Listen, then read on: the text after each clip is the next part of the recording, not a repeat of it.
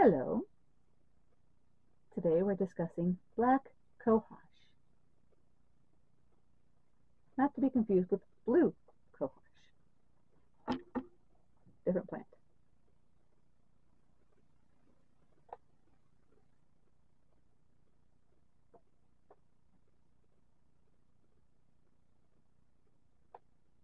So apparently it has no other names. I don't believe there's commonly allergies to this family of plant, so I'll skip that portion. Um, wow, this guy grows 8 to 9 feet tall. Has creamy white flowers that grow in spike shapes.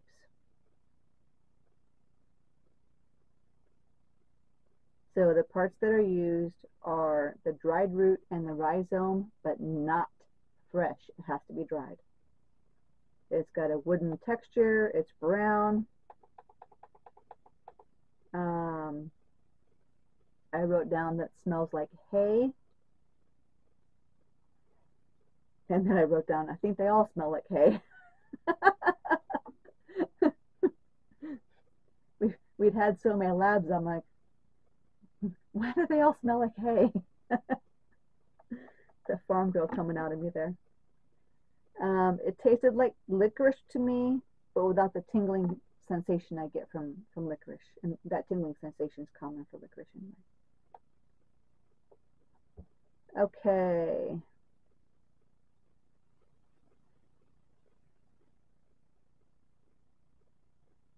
What in here do you recognize? Well, it's got tannins in it. That's what's required in your pickles to make them crisp. Don't make pickles without the tannins. Triterpene glycerides, and there's a few of them in there. Those are the main things there.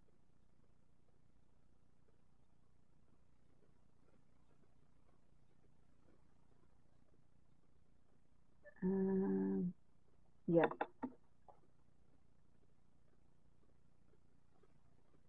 Long chain fatty acids, caffeic acid.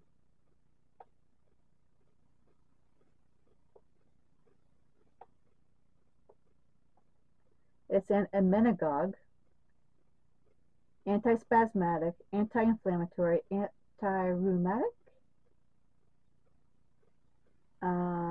nervine, hypotensive.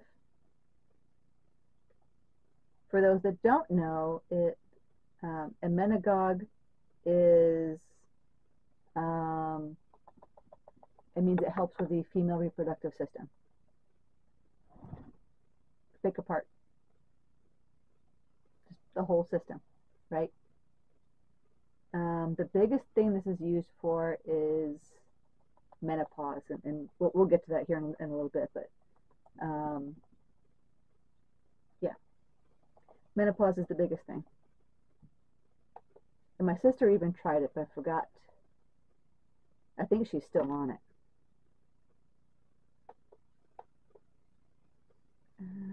We did the antispasmodic, right? Yep.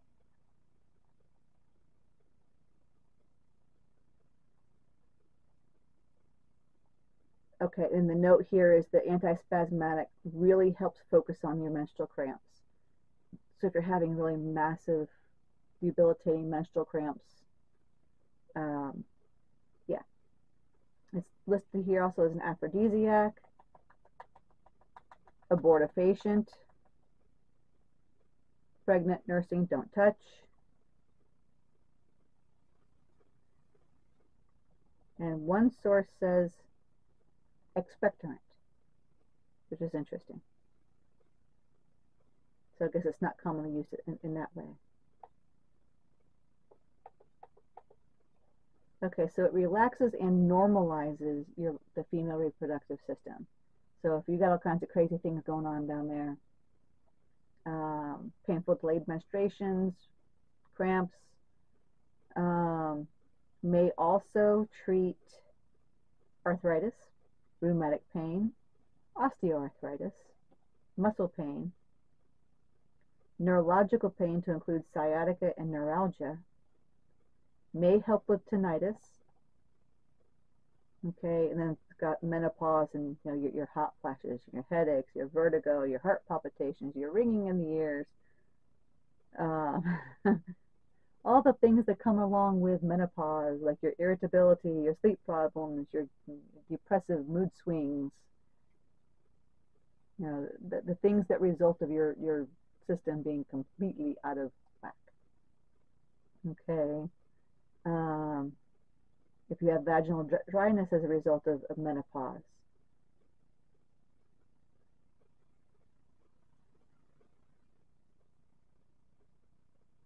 Okay, and actually this source even states that the evidence on this herb for being good for the vaginal dryness due to menopause is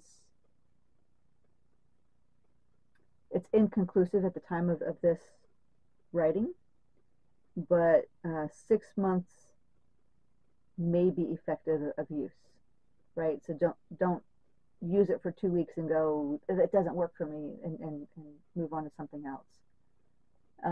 Understand that it takes a long time to tear down your body.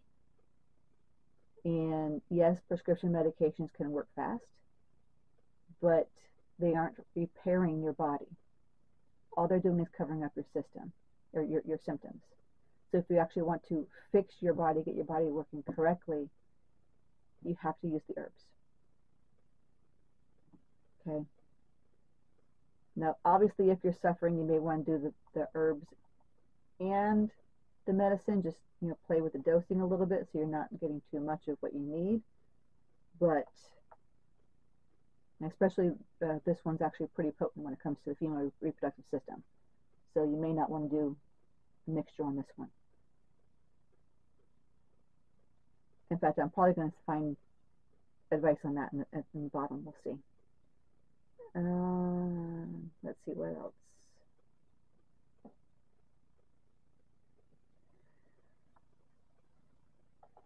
Huh. It's got fever, sore throat, cough, and mild diuretic listed here. And that comes from the school textbook.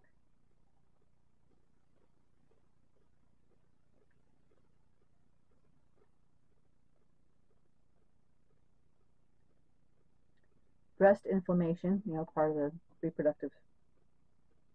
Yeah. Polycystic ovarian syndrome. Again. Yeah. If it's got something to do with the female reproductive system, yeah. But there are problems with using this herb. We'll get to that here in a minute. Okay, we need formulary that is not copywritten.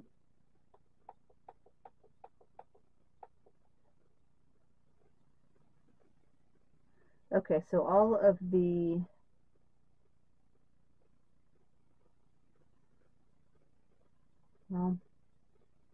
there's a lot of tinctures on here, and I don't want to tell you guys how to do tinctures without actually showing you that one.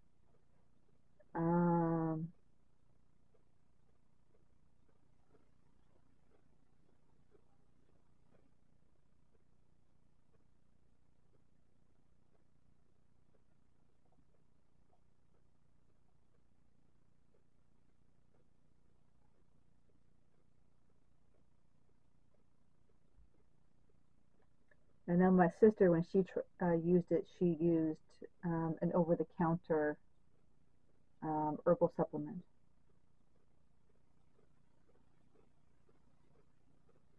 Okay, there's a tea on here from the powdered root that is 1 to 2 grams of the powder.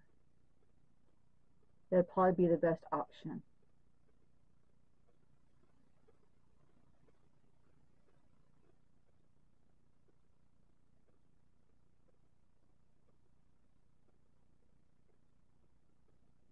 Yeah, what my sister was taking, I actually put that in my notes here.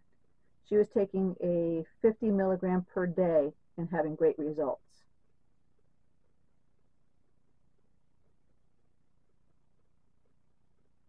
which means a tea from 1 to 2 grams is stronger than the pill she was taking, right?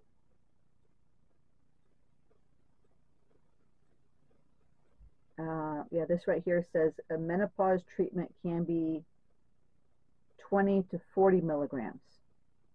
So she was taking it at 50 milligrams, right? So she's taking a stronger dosage than what's recommended right here.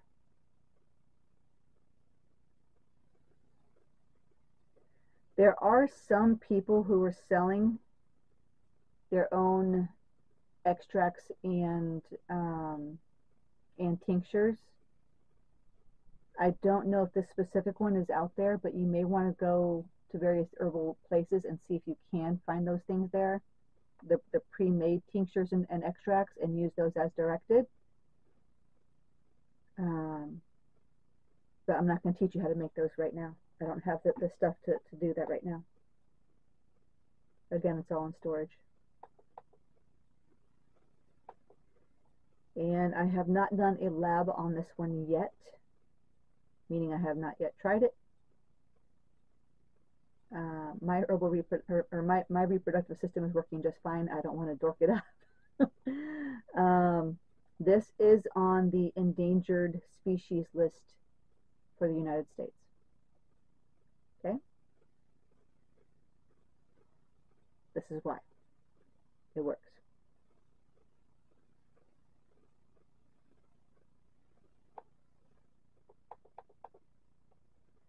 Okay.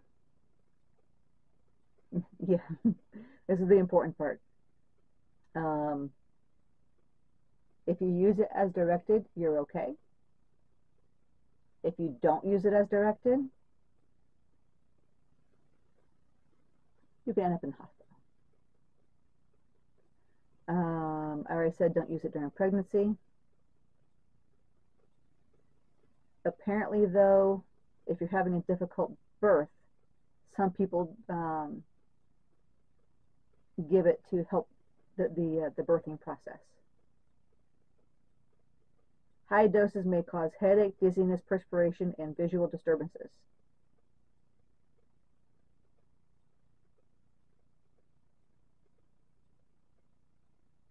Okay. 5 grams of the herb or 12 grams of the fluid extract can cause nausea, vomiting, violent headache, vertigo, joint pain, red eyes, weak pulse, visual, and nervous disturbances. Okay? Just because it's got a safe dosage does not mean that more is better. This is the reason I went for the master level degree, because I saw some crazy crap on Facebook. I am an herbalist. This is the truth. I prefer not to get herbal instructions off of somebody who got it out of the Cracker Jack box. Okay? Just saying. Just because one dose is safe and good and effective does not mean you can take as much of it as you want to. When it comes to this herb, it means business. Okay?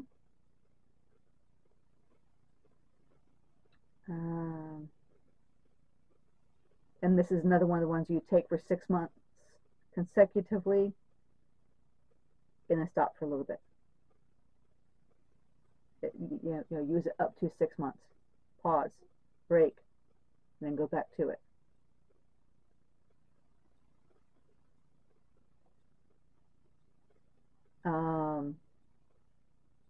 There have been no contraindications, so this doesn't have any effect against other medications that are on the market.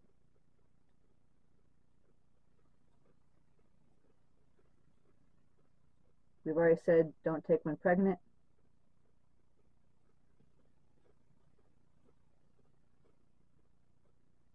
Okay. It may add to the effect of the drug tamoxifen. Tamoxifen. Okay? And may increase the toxicity of doxorubicin and docetaxel. if doing chemotherapy. Okay? So for chemotherapy, those two are DOXORUBICIN and DOCETAXEL. Okay? So if you're on chemotherapy and you're using one of those two things, it'll increase your toxicity of those two things. Okay? Don't take it if you're doing that. May also interact with drugs that are metabolized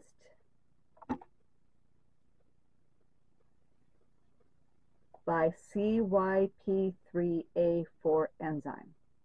Okay? So you're going to look up your drugs that you're on and see if it has CYP3A4 enzyme, because it can cause a problem.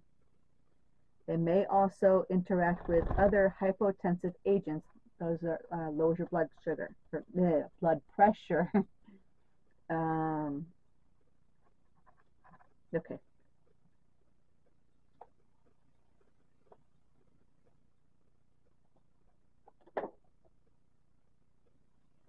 Oh, the reason they recommend use up to 6 months is there are no safety studies after the 6-month mark for this herb. Okay?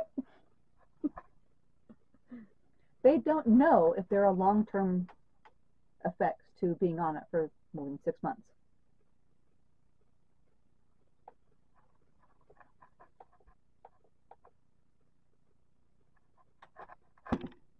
Okay.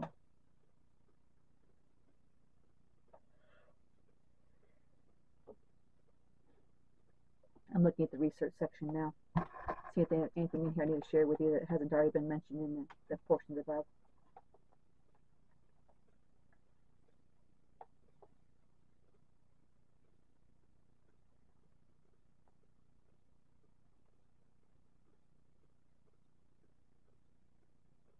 Yeah. One of my favorite books, which I wish I had here, he goes back and looks at the old data. Okay, so the very first thing in here, he refers to a scientific journal dated 1931. This article is the it's the testimony of a doctor's first-hand experience from 1823. Okay, so 100 years later,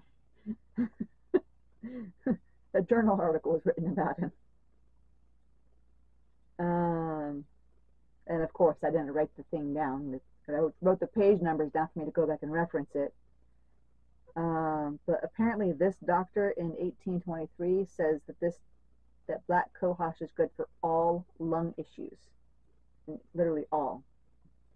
By his testimony, he was very sick. Sounds like pneumonia to me, but I can't be sure since I've never had it and I've never seen it in anyone. He stated this expectoration was pus-like.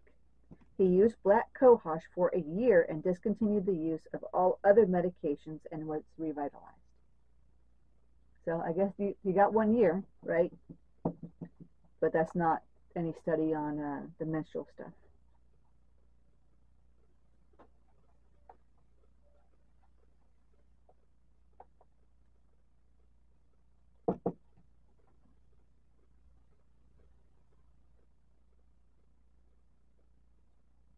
Okay, so there's a study here. I'm going to butcher this person's name. And just to let you know that a lot of the herbal studies are not done in the United States. So most of the researchers' names are going to be difficult to pronounce. So Kargozar, the last name, first name Azizi, and Solari, a study from 2017, looked through many studies to see what has been effective in treating each of the symptoms of menopause. Black cohosh has been effective with hot flashes, with no side effects reported with regards to estrogen, but there is the potential of nausea, vomiting, and inflammation of the stomach and intestines. Okay,